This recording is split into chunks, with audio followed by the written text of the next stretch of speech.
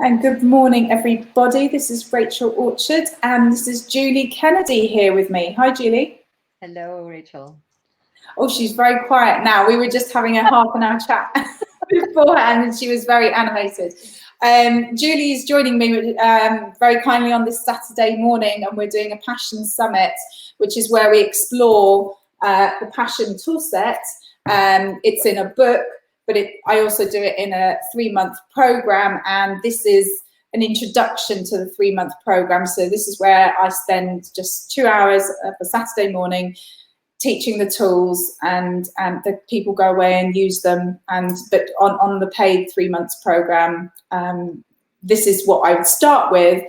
I'd teach the tools in a morning workshop, and then every week people would come back to me and we'd have a weekly accountability call online, do something like this, and 3 or 4 or 5 people would hop on like this and talk about the tools. So we'd do that weekly to help with, as we all know as coaches, accountability is the thing that is the glue that binds everything together, is what helps you achieve the goals. But the book is all based on a daily format of doing daily small little exercises, because for me, changing behavior and getting a transformation is daily pushing yourself past that uncomfortable, into the uncomfortable zone of exploring what you need to do to achieve higher performing behaviors. So, but yeah, I mean, the main thing for me is that what the book is about is reminding us of what's important, of really what's important to all of us. And that's what I love about the tool set, is because I don't know what's important to Julie, as I don't know what's important to all the other students who I've taught the book to,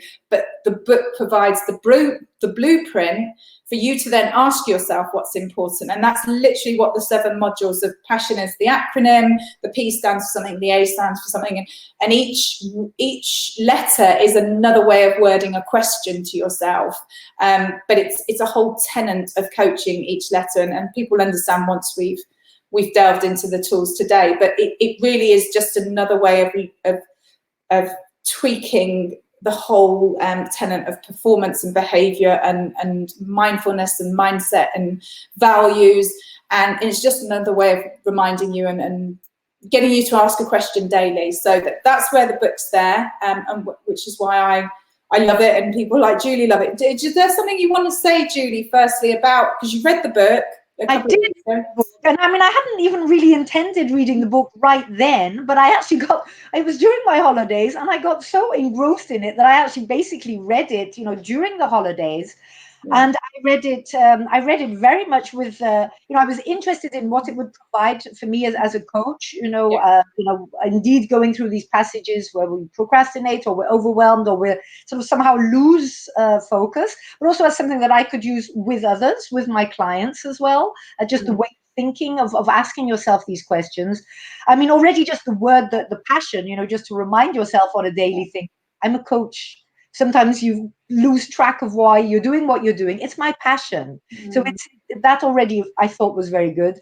The way it was structured, I have very much enjoyed. I like the fact that they were clear, definable areas, all those 7 vital ones.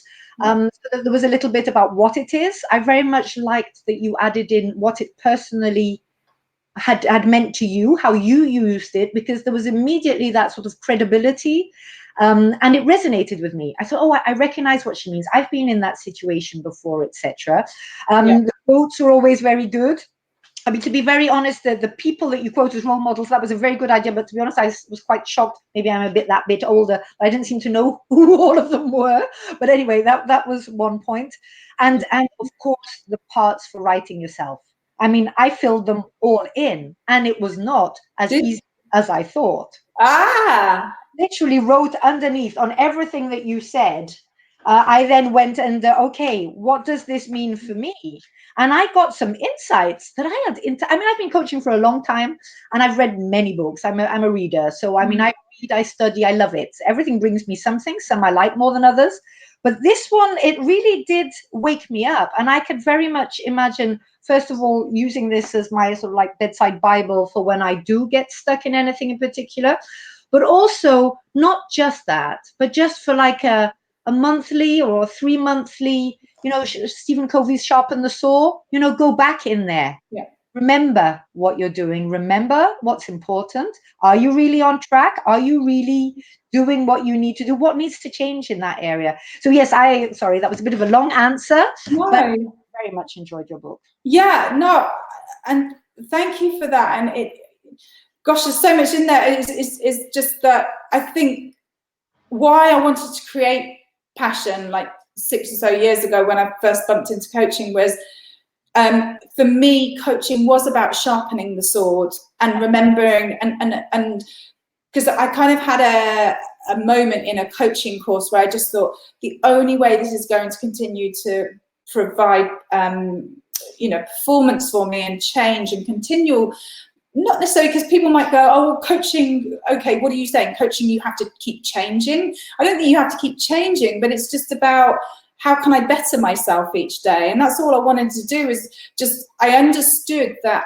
coaching is like going to the gym, and that if we don't go to the gym every day, the muscles will recede and will fade. And it's the same with coaching. So yeah, unfortunately, when you do start this coaching journey, it is going to be every day putting in a little bit of work. And you can't just go, oh, I've done a coaching course and now I'm transformed. It doesn't just stop. Fortunately, I would say it's actually not so much unfortunately, but fortunately, it's that daily, reconnecting with the essence of what we're doing. It's a bit like refueling a car. You know what you're doing, and you want to make sure you do it right, because then we feel we're on track. We're authentic and we're delivering what we said we would. We're thinking the right way for our clients and for ourselves, obviously, because we have to rethink ourselves. But it's really almost like that daily input of energy of okay, remind myself, what is my mission? What are my values? Am I on track? Am I, as you say, that bit better today than I was yesterday? It's not hard work. It's actually becoming every day a bit more of the person we're hoping to be, or that we are. Well, yeah, and I think I've created some habit loops, and I put some of them into the book, and I use them every single day, which is like, I will text my accountability buddy in the morning, what is my intention for that day? And then at the end of the day, I will write things of what I achieved, maybe what I'm grateful for, what I appreciate. And that in itself, one thing I thought, exactly, the chart there, that in itself was a really hard habit to form, really hard. It took me months and months and months and months, because I failed, I stopped doing it, I couldn't find an area where the behavior would work in the house. But I have got set structures, but I do find there are people I come across who just say, this sounds like hard work, or maybe sounds a bit mechanical or a bit robotic, but you do have to build systems, which is what I talk about in navigation.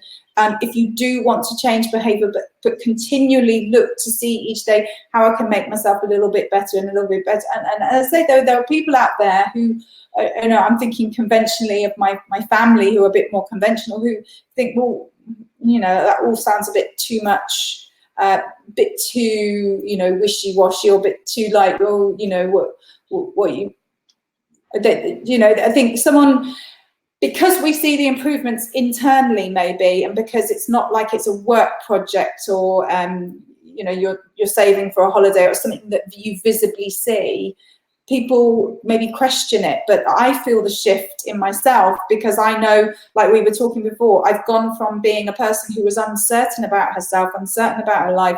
I had a huge lack of self-belief. Like my insecurities were very, very low. Maybe that represents everybody in the world, I don't know, but I just knew as a person that I really suffered with procrastination and overwhelm, probably more overwhelm than anything. I was always quite good at doing stuff, but I was maybe doing the wrong thing, so I didn't see myself as a procrastinator. But I really suffered with that lack of self-belief. So I've seen huge changes with all of that. But maybe for the outside world, they still see me as I think they do see it. I think they do see it, because the only person we can change is ourselves. We can help others, we can guide others, we can recommend to others, but the biggest example is us. And I believe that people do see that if we walk the talk, they do see where we're calmer or less overwhelmed or less frustrated because we're procrastinating. We have more together. And yes, you can choose to see this as mechanical, but So is brushing our teeth. We know that brushing our teeth, we don't perhaps always want to do it because we might be tired in the evening, but we know that it's good and it's healthy, and that, we'll regret it the next morning if we haven't. So, it's just that little thing, and then everybody can adapt it to however they want. I haven't yet got to the stage of having a beautiful written daily acknowledgement like you have, but I just have this habit of when I go to bed, I always say I'm thankful for at least 5 things. Yeah. And it's tiny things. It's just getting into that spirit of, instead of feeling hard done by at the end of the day, because that just makes us feel a victim and it makes us feel taking something away, of just being grateful for something. And there's always something we're grateful for. Yeah.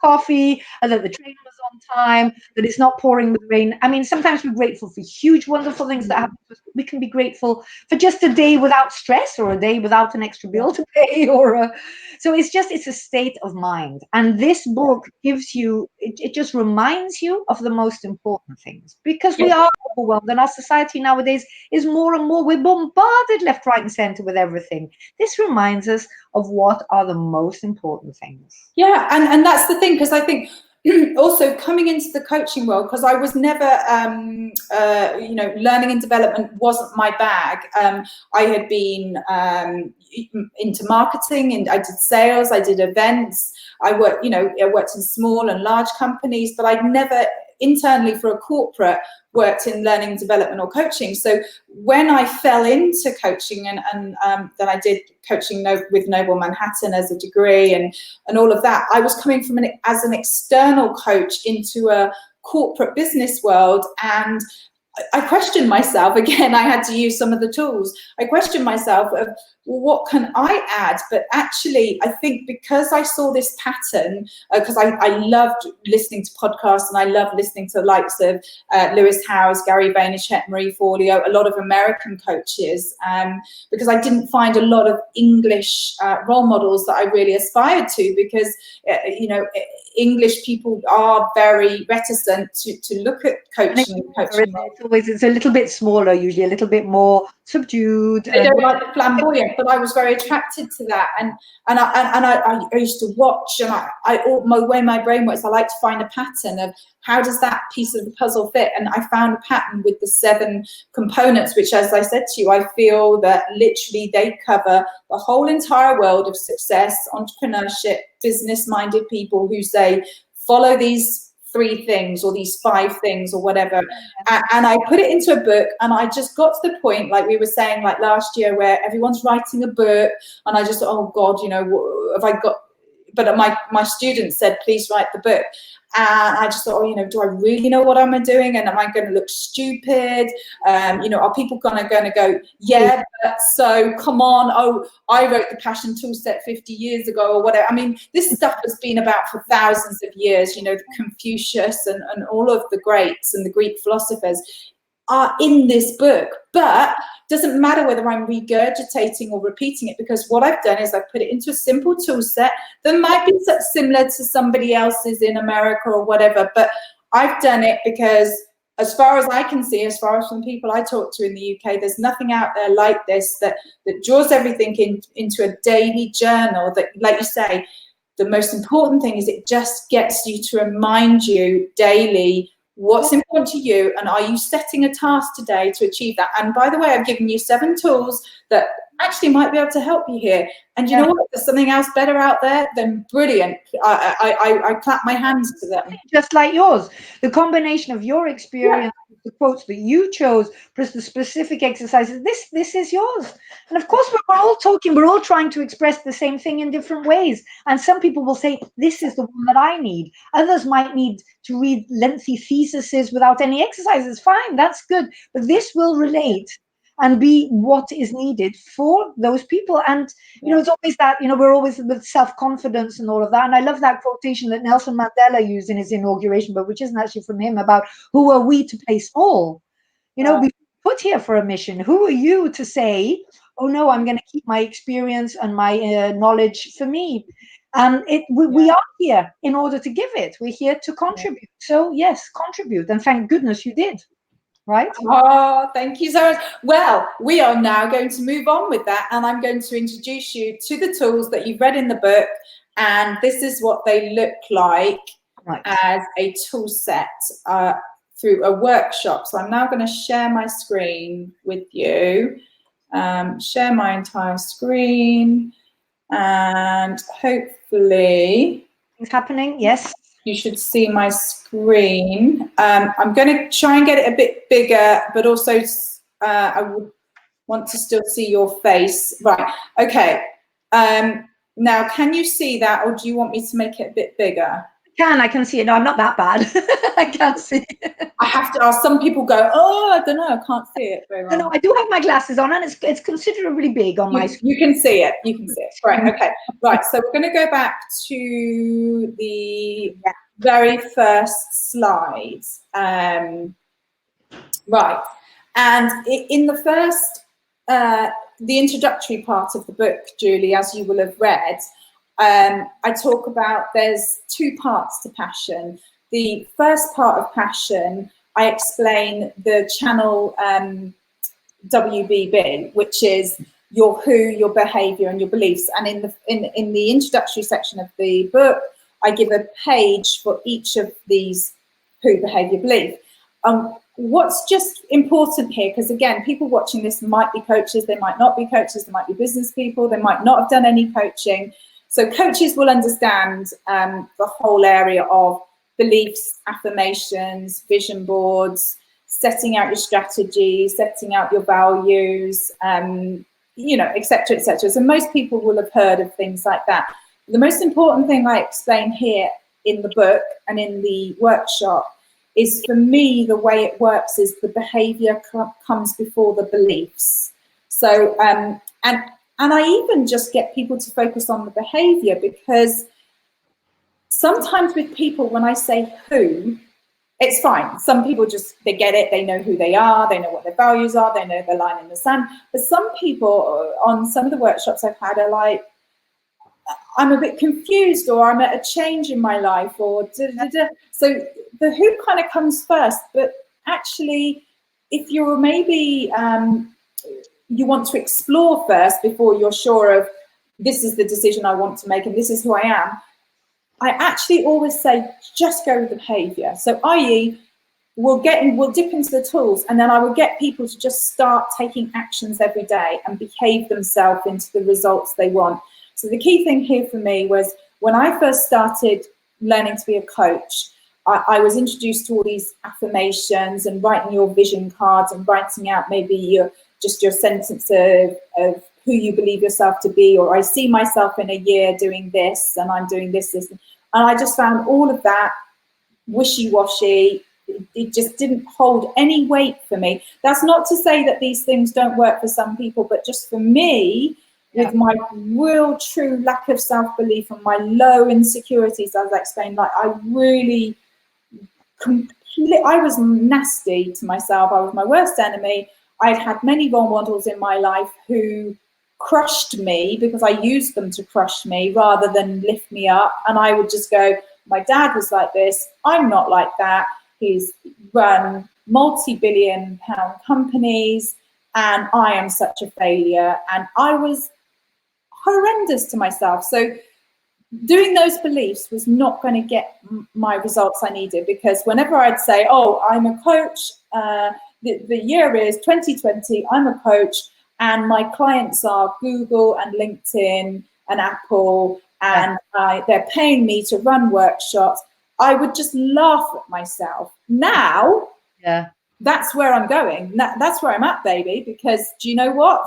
Through researching and doing the work and doing the behavior, I've now met a social media agency who I'm working with, and already I'm connected to the HR director of Google. I'm connecting every day to all these different people, and we can talk offline about the software that I've found. But I'm now talking to these people, having conversations with these people, and I'm cool with it. Whereas before I would have like questioned myself, oh my God, what are you going to say in these conversations? And so beliefs was not going to get me there. The behavior has now got me there from all the actions I've taken over the last 3 or so years in creating the passion toolset and using it. So it's back engineering for me is I've said there, ready, fire, aim, and it's almost kind of like fire, ready, aim, you know. You just have to get out there and start doing stuff. So yeah, you read lots of things that if you believe it, you can achieve it. For me, I'm sorry, it just didn't work. Everyone, I agree. Yeah. It just didn't work. I couldn't. I was so frozen in fear and stuck in my judgments of myself, and that's just what it was for me. So that's talking about how we set goals and how other people set goals. So I get people when they're on this workshop, and Julie's a coach, and she does a lot of this work anyway, but I get them start looking at who they are, what excites them, maybe what aspects of your job link to your life, link to what you want to do, and maybe if in the short time you just have to stick with a job you don't like to get to the long term of moving into a job that you do like, or whatever. So this is just where people start to recalculate where they're at and what trajectory that they're on. And then they can do this as teamwork as well, in looking at, you know, what works in the team, what doesn't work in the team, challenges of the team. And then in the workshop, I just give people a moment. So again, Julie, you know, you can maybe take the moment and just look at your who, which you might be very clear of right now, what you care about, you know, why you do what you do, and maybe what's missing that could supercharge your role, because, you know, it's looking at that gap, and then thinking about behavior-wise, if there is something, someplace where you're going to, who behaves that way right now? What is a role model out there who behaves that way, who achieves what you're looking at achieving? Because role modeling is massive, and it's something Tony Robbins advocates. And what are the types of habits of that person? What are the types of actions that they take? What sort of stuff do they do that we're not doing? And so looking at those behaviors, and then beliefs. I usually say with the beliefs is, I don't really focus necessarily on my beliefs. I focus on my negative self-beliefs, and what are the negative self-beliefs that are popping up that could stop me achieving those behaviours. Because as I say, beliefs don't help me. You know, what belief could I have? It's no, what is that underlying negative one that's stopping me? But a big thing I focus on, so as I say, this is the goal setting section, the who, the behaviour, the beliefs. But sometimes what I like to start with when I run the workshop, and when people are very, yeah, it's okay, I get it, and I know where I'm at, and I've heard this all before, I've seen it on a course, and it's like, great, okay, so show me your daily tasks, show me your daily behaviours, show me daily what you are doing, show me daily what you are doing that makes you feel uncomfortable and that is pushing you that bit further every day. It's too difficult. We forget. You know, if we don't build those habits, like I said to you, where in the morning I text my accountability buddy, in the evening I write down what I've achieved, maybe what I appreciate, and then throughout the day I have my kind of small little to-do list that's going to build on the goals every day of what I've said in my morning message. And you know, if you're not looking at that, you're not going to be moving. And if you don't feel uncomfortable, slightly uncomfortable every day in something you're doing, then we're not growing. So if I say, you know, if people say, yeah, I've seen this all before, okay, brilliant that you've seen it all before. So show me now. Do you see what I mean? Just show me now daily. Give me the pieces of paper where you're writing down this, or you're texting your accountability buddy, or you're pushing yourself that bit further. Tell me each day where you feel uncomfortable, and then I know that it's working. So none of this is new, and none of it will ever be new, because as coaches, we've learned it in thousands of years ago. As we were saying, Confucius learned it, and all the Greek philosophers. And all of that. But I mean, that last bit, what's missing that could supercharge your role, that's suddenly, you know, I mean, I do the who. Now that's also just suddenly sparked me. I've written it down, and that's something that I'm going to do immediately after this call. So, you know, it's done or not, sometimes the choice of words that somebody uses can spark something new. Exactly. And I'm the same as well. Like you say, I'll read something or I hear something, and I just like, oh, I haven't heard it said like that before. Or maybe I'm ready for it now, whereas I wasn't ready for it. Oh, it's great. Supercharge. I like that. Yeah, exactly. And we hear it all the time. What's missing? Where's the gap? You know, where could you be doing this differently? What's working? What's not? We hear it all the time, but just that little spark. Yeah. So, and so the one thing analogy I like to use in this who section is, and just to kind of wake people up a bit, because a lot of the stuff I'll be talking about, you know, they will have read and heard. And I always like to say it's like putting the paddles. I don't know if you call them paddles in The Hague. When someone has a heart attack and they use these paddles that they put on your chest to do an electric shock. Yeah. And every day, I just hope some way that this book can just be a little bit of a paddle. And I want it to be a paddle. And if you're not using it as a paddle to wake your heart up, then you're not using the book as intended.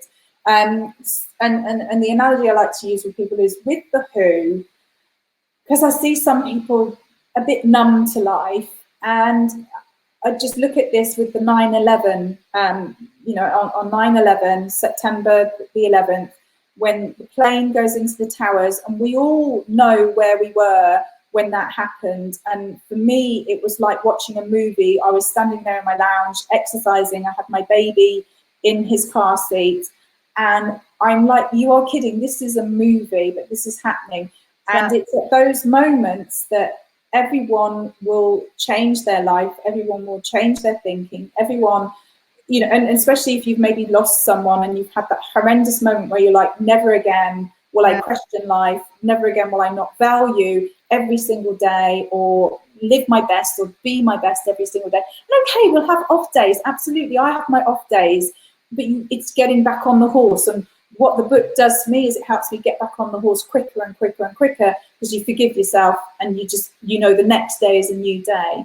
So it's the 9/11 moment of, is it going to take you to have a 9/11 moment for you to live the life that you want to live? And, you know, as coaches, we can ask all these questions of people, but if you're going to buy the book or have the tool set, you have to be the one in charge of, am I really going to take this on and give it my best? And yeah, have the off days, but remember that daily it's a process of having new habits that will always question you and just allow you to, you know, like you said, with the word missing that could supercharge, it just gives you that little tweak every day. So it's the 9/11 moment with this Who behavior beliefs of use these 3 slides to set a goal, to set a challenge, if you so wish, or don't. You know, use the tools, use the exercises I'm going to give you, but I use my habits every day to question, am I on track? And am I being the best I could be? And have I not done something somewhere where it's just okay, I can do it tomorrow, and just forgive myself? Because we're human. This book is, I've designed it to allow you to be with your humanness and then forgive yourself. But then where can I push myself beyond the habits that my brain has for me?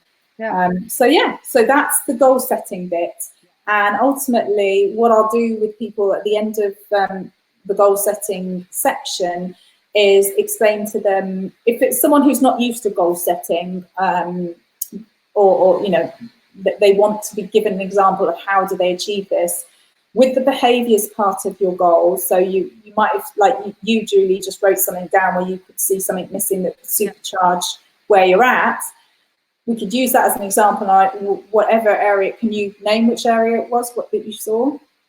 No, this is just the idea of daily, you know, not so much looking at what's missing, but just what's that one ingredient that could make it, you know, that to remind myself to keep that mindset, you know, that groundedness that we were talking about, that knowing deep when you're confronted with difficulties, setbacks, or self-doubt, like, oh, you know, am I really that good? Can I really present this seminar?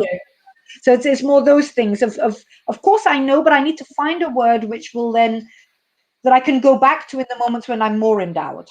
And nail it for you. Okay, I got it. Okay, so yeah, you're going to search for that maybe word that helps. Yeah, sometimes it just takes that word and then you're like, oh, that's so good. In me, and I know I have a word in there somewhere, but I will focus on it and, you know, brainstorm a few ideas till I find something that really resonates with me, which can be my trigger to each day do that. Are you still there? You've blocked. I've lost you.